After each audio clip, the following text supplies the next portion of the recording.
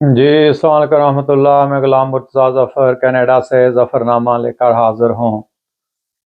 तो आज हालात हाज़िरा पे फिर बात करते हैं। 2-3 ख़बरें हैं, कुछ पाकिस्तान की हैं, कुछ गज़ा की हैं और मुख्तसर से प्रोग्राम में एक तो पहले पाकिस्तान पे बात कर लेते हैं कि काज़ी फ़ाइज़ ईसा साहब बड़े ही क्रिटिकल जो फ़ैसले हैं वो करते जा रहे हैं और अभी तक लगता ऐसे ही है कि वो कोई प्रेशर वो नहीं ले रहे हैं और अगरचे बादियुन नज़र में लगता ऐसे ही है कि इन्होंने सही फ़ैसला नहीं किया या इनको कर देना चाहिए था, इससे फ़र्क क्या पड़ता है। मगर मुझे ये लग रहा है कि अभी तक जो काज़ी फ़ाइज़ ईसा साहब हैं, उनके साथ जो कुछ हुआ, जो कुछ उन्होंने देखा सुप्रीम कोर्ट में, तो वो अपना किबला दुरुस्त करना चाहते हैं। और ये एक अच्छी खबर है कि एक वाहिद सरबराह है एक अदारा का, जो सबसे बड़ी जो है ना वो अदालत है, कि जिसके जज खुद मान रहे हैं कि हमसे बहुत गलतियां हुई हैं, हम गलतियां करते रहे हैं, हमारे जो पेशरो थे उन्होंने गलतियां की हैं और उन्होंने सियासी मकासद को मद्देनज़र रखते हुए कुछ मसलहतों से काम लेकर कुछ फैसले जो है ना वो किए हैं और अपनी पसंद और नापसंद को सामने रखा है। और जो भी ये जो है बेंच बनते, जो भी उसमें ख़ास जो है ना वो नज़रिया रखने वाले जजों को ही शामिल किया जाता, जिससे पहले ही अंदाज़ा हो जाता था कि इस बेंच का फैसला किधर जाएगा। तो ये बड़ी बदकिस्मती है और मेरा ख्याल है कि काज़ी फ़ाइज़ ईसा साहब बहुत अच्छा कर रहे हैं कि वो जो यानी पॉपुलर जो लोगों की डिमांड है कि जिस तरह पीटीआई के लिए आम लोग यही चाहते थे कि इनको बल्ला दे देना चाहिए। और वैसे हो सकता है कि अगर पीटीआई के वकला सही तरीके से केस को पेश करते तो इनको बल्ला मिल भी जाता, मगर इन्होंने अपना केस भी सही पेश नहीं किया है, तो फिर उनके पास चारा भी कोई नहीं था। और अभी भी हो सकता है कि कोई अगर गुंजाइश निकलती हो और कोई वो सही केस लेकर जाए, तो मेरा जहां तक ख्याल है वल्लाह आलम सही है या गलत है, लेकिन लगता ऐसे ही है कि वो मेरिट के ऊपर चीज को देख रहे हैं, चाहे उनके ऊपर तनकीद हो उस फैसले के बारे में या ना तनकीद हो, चाहे वो लोगों को पसंद आए या ना पसंद आए, वो फैसले करते जा रहे हैं। और इसी तरह ये फैजाबाद धरना का केस देखे, उन्होंने छोड़ा नहीं। और इसी तरह आज जो ये कासिम सूरी वाला मामला था, वो देखें कितने अरसे से लटकाया जा रहा था कि उन्होंने सही फैसला किया था कि गलत किया था, तारीख एतमाद को रोकने का, असेंबली तोड़ने की, ये सारा क्या था। और अब क्यों वो लटकाया जा रहा था कि कुछ बदनीति शामिल थी उसमें, उनके पेशरो जो चीफ जस्टिस थे उनकी और उनसे पहले। तो इन्होंने फिर उसको फिर टेक ओवर किया है और आज उन्होंने बाकायदा कहा कि क्यों ना जो है ना वो बगावत का मुकदमा चलाया जाए जयसूरी के ऊपर, जयसूरी सारी कासिम सूरी के ऊपर, कि उन्होंने गलत किया था।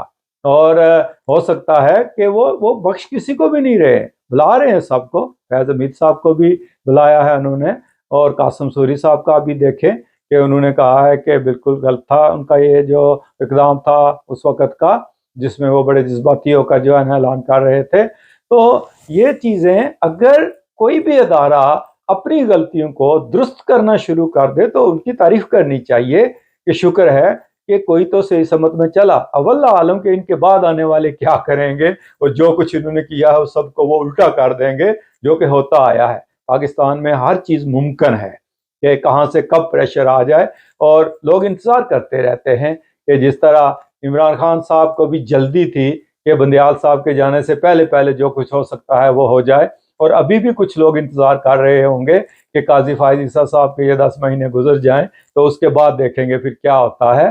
तो ये ऐसा होना नहीं चाहिए, बेलाग जो है ना वो फैसले होने चाहिए और मेरिट के ऊपर फैसले वो होने चाहिए। तो ये थी पाकिस्तान की खबर।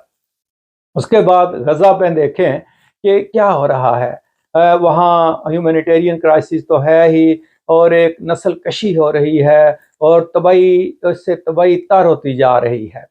पिछले दिनों मेरी एक फ़लस्तीनी और फिर लबनानी दोस्तों से बात हुई, तो उन्होंने मुझे बड़ी अजीब बात, मैंने उन्हें यह सवाल किया कि आखिर वहाँ हमास वाले और दूसरे रजिस्ट क्यों नहीं कर रहे हैं।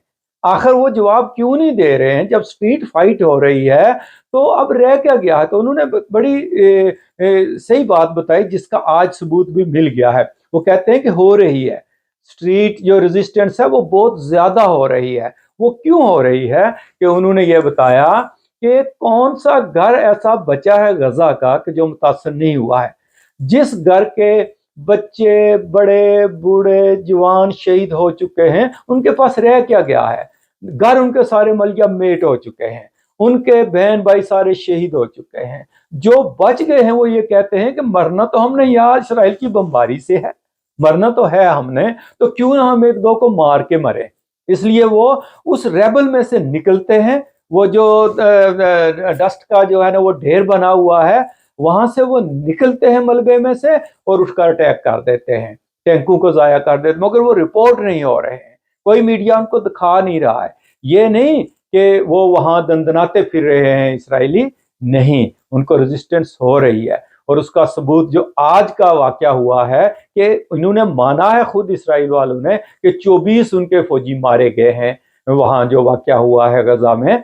तो अब 24 का तो इन्होंने, क्योंकि वो बल्क में हुए हैं, बड़े जो है ना वो वाकया हुआ है, और जो इक्का दुक्का रोज मारे जा रहे हैं दो चार वाकयात में, उसका तो ये बता भी नहीं रहे हैं। तो इसका मतलब है कि अब स्ट्रीट फाइट में ये जो है गले की हड्डी इसराइल की भी बनती जा रही है, और ये इतना आसान नहीं होगा। उधर देखें कि मैं भी ये सोच रहा था कि हमास वालों ने गलती कर दी है और मरवा दिया है अपनी कौम को, लेकिन ये देखें कि अगर हमास वाले वाकई गलती पर होते तो आज दिन तक मैंने किसी मीडिया पे किसी फलस्तीनी का, जिनके पूरे के पूरे बाल बच्चा सब शहीद हो गए हैं, कोई भी नहीं बचा, अगर एक माँ भी बची है तो वो ये नहीं कह रही है कि इन्होंने गलत किया था, यानी वो उनके खिलाफ नहीं बोल रही है।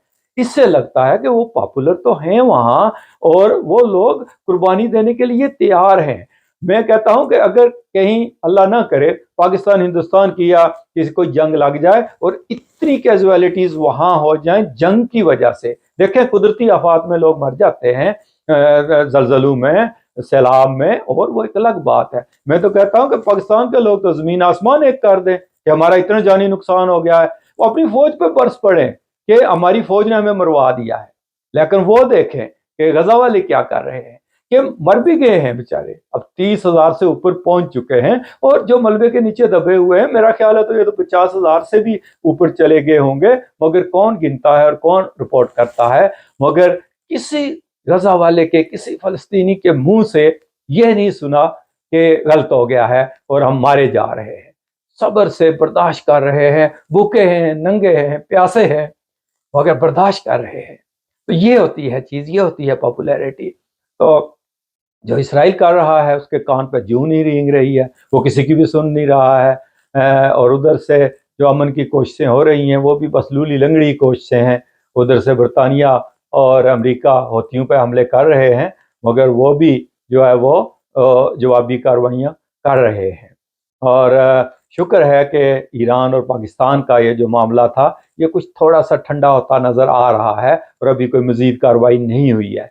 मगर इसके बदले में जो लगता है कि जो ईरान में अटैक हुआ है और जो लोग मारे गए हैं वो ऑर्गेनाइजेशन पाकिस्तान में कोई कार्रवाई करेंगी, इसीलिए इस्लामाबाद में भी बड़ा अलर्ट कर दिया गया है, और वहाँ भी जो है वो एक क्लीन अप ऑपरेशन जो है ना वो हो रहा है। इसका मतलब है कि कुछ तो है और कुछ होने वाला है।